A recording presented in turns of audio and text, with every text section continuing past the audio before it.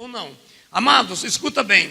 Nesse caso aqui, o povo estava debaixo de uma sura servidão de midianita. Eles aravam a terra, semeavam, preparavam, lavravam, plantavam, e quando iam colher, os midianitas, os amalequitas e o povo árabe vinha com uma multidão como se fosse gafanhotos, vinha e devorava todo o fruto da terra, todo o suor daquele povo. Isso não foi um dia, foram 7 anos consecutivos. Imagina você plantar com fome, quando você pensa que vai colher, vem os teus inimigos e destrói tudo aquilo que você estava esperando. E hoje não é diferente. Quantas vezes você está plantando, guardando um dinheirinho, com suor, com sacrifício, vem o devorador, destrói o carro, faz o carro quebrar, faz a marca quebrar, ainda vai o suor do teu trabalho, mas hoje Deus vai repreender essa fúria inimigo na tua vida.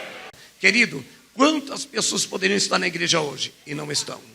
Não é obrigado, porque Deus não quer você por obrigação, quer você por liberdade, por amor, com carinho. Mas nós temos que entender, queridos, em nome de Jesus Cristo. Escuta, o povo havia virado as costas para Deus. O povo plantava, semeava, e quando ia colher, lá vem os midianitas, os amalequitas, subiam contra eles, devoravam tudo como um bando de gafanhoto. Nesse período, Israel empobreceu e o povo ficou debilitado. Querido, eu estou falando com vidas. Se tem alguém aqui que estava empobrecendo, debilitado por causa da prova, Deus vai mudar a tua situação hoje. Deus que mudou Ramanácia lá na vida de Israel no passado é o mesmo Deus. Amados, só que acontecia uma coisa: esse povo agora empobrecido, o povo não tinha nem condição de reagir mais. Fizeram cavernas para esconder dos midianitas. O povo estava cansado, não tinha nem força para lutar. Quem sabe você se encontra numa prova tão árdua, entre anos, saindo, as coisas acontecem, você já está cansado, dizendo basta, se escondendo, mas hoje Deus te chama para fora, aleluia, amém? E arrependidos, eles clamavam o Senhor. E quando queriam um arrependimento sincero e profundo, Deus ouve e sempre escuta. Deus ouve e sempre levanta alguém. Diga para o teu irmão: Deus sempre levanta alguém.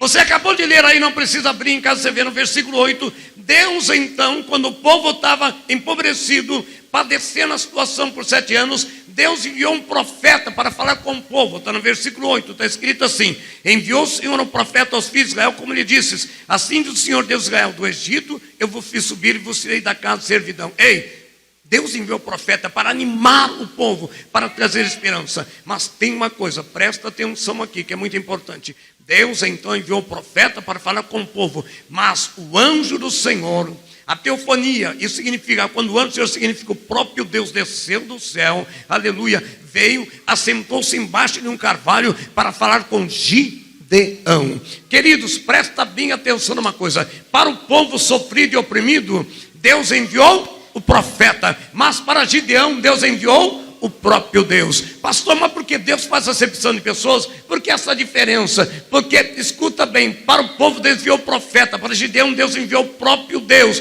pois quem tem chamado não precisa correr atrás de profeta. Quem tem chamado, o próprio Deus fala. Quem pode dar um glória a Deus? Aleluia, xarabadarapia, erimiquiandaraia, estocomanária. Quem tem chamado, não precisa ir, ora para mim, para ver se é isso mesmo. Se Deus me chamou para força, se Deus... Ei, quem tem chamado não corre atrás do profeta, o próprio Deus fala. Amém, queridos? Deus ainda fala, igreja. Gideão, escuta bem, ele malhava o trigo no lagar para o salvar dos midianitas. Veja que tudo que era plantado, presta atenção aqui, eu vou correndo aqui, desculpa, de tudo que era plantado na terra, que o povo plantava e os midianitas levavam, Gideão escolheu salvar o trigo. Por quê? Veja bem, ele não salvou uvas que tinha, romãs que davam em abundância, figos, olivas, ele não escolheu salvar nenhuma dessas, mas ele escolheu salvar o trigo. Lamanaço, o que isso quer dizer, igreja? Que no meio do povo de Deus pode faltar uva, romãs, figos, olivas, só não pode faltar o trigo, porque o trigo sustenta o povo. Amém? Ajuda lá para mim. O trigo, irmão, Alamanassé, é a palavra de Deus. Você pode dar um glória a Deus, você pode exaltar. O trigo é pão, é alimento que alimenta. Ele escolheu salvar o trigo. E o que é que sustenta a igreja hoje? Com muito respeito, o que é que sustenta as igrejas hoje? não é o show gospel, não é o cantor gospel, não é o jogo de luzes, não é o pregador famoso. O que sustenta a igreja é o trigo, ainda é a palavra. Você pode dar um glória a Deus? Gideão, ele salvou o trigo. Por quê, queridos? E outra coisa, onde é que ele estava preparando ou peneirando o trigo? Eles estavam preparando o trigo no lagar. Lagar, queridos, não é lugar de malhar trigo. Lagar é onde os irmãos pisam a uva. É um lugar fechado onde se pisa a uva, amém? Tira o suco, ou tira o vinho, a lamassura e miqueve, amém? Ele estava ali, não era o lugar apropriado. Mas por que Gideão, para salvar o trigo, ele em vez de malhar na eira, ele foi malhar num lagar, num lugar que não era próprio para isso? Por que será que Gideão fez isso? Porque na obra, irmãos, presta bem atenção, Gideão salvou o trigo. O lagar não é lugar de malhar o trigo, mas de pisar uvas. Então por que o lagar, queridos? Porque na obra você não pode ficar parado, estagnado. Tem que trabalhar com o que você tem. Era a única coisa que ele tinha. O que ele tinha era ali. Então ele aproveitou aquele momento. E tem pessoas que estão esperando a oportunidade. Meu irmão, está parado esperando. Meu amado, está na hora de você reagir. Está na hora de você preparar e operar com aquilo que Deus tem lhe dado na mão. Você tem como testificar. Vai tomar ônibus, testemunha, leva os folhetos para evangelizar. Usa aquilo que Deus tem te dado. Gideão usou. Olha que coisa, queridos. Presta bem atenção, que eu estou correndo aqui por causa do tempo. Quando a gente fica preocupado, a gente pega um pouquinho da essência. Porque na obra você não pode ficar parado, estagnado. Tem que trabalhar com o que você tem. Queridos, porque quem tem glória dá glória. Quem tem aleluia, dá aleluia. Só não pode ficar parado. Diga para o irmão, só não pode ficar parado. Quem tem glória, dá glória. Quem tem aleluia, dá aleluia. Amém? Você tem glória aí, então dá glória. Aleluia. Só não pode ficar parado no culto, querido. Gideão não ficou escondido nas cavernas. Gideão não se recusou a esconder nas cavernas. A Bíblia diz que ele estava escondido, tentando salvar o pouco que tinha mais no lagar. Ele não estava escondido na caverna, amém? Por isso, queridos, alabacera beneia, eu quero dizer uma coisa: Deus vai tirar dessa caverna do medo, da incerteza hoje, em nome de Jesus Cristo, amém?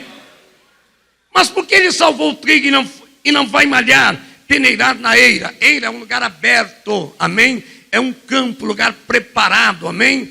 Para esconder dos midianitas. A eira é um lugar, veja bem, a eira é um lugar aberto, lugar público e espaçoso, tipo aqueles que viviam no interior, que sabe quando ia secar café, aquele terreirão aberto, amém? Aquilo ali era a eira, um lugar que todo mundo via, um lugar que era público, mas ele não fez ali. Por quê? Se ele fizesse ali, os midianitas, amalequitas estariam vendo. Então ele foi malhar o trigo no lugar errado, mas era necessário no lagar, porque o lugar era um lugar escondido, pequeno e escuro, não era lugar que todo mundo via. Quem pode dar glória a Deus? Está entendendo, meu querido? Está entendendo, minha irmã? Amém? Agora eu quero que você entenda. Lagar é lugar apertado, escuro, escondido. Eira é lugar alto. Lagar é lugar baixo. Deus não encontrou Gideão na eira, amém? Mas encontrou ele aonde? No lagar. Porque chamado ministerial não começa na eira, em lugar que todo mundo quer ver, quer fazer sucesso. Chamado ministerial não começa com coisas grandes e nem por cima, mas começa pequeno e por baixo. Quem pode dar um glória a Deus aí? Quem está entendendo? Quem está entendendo? Quem está entendendo? Glorifica.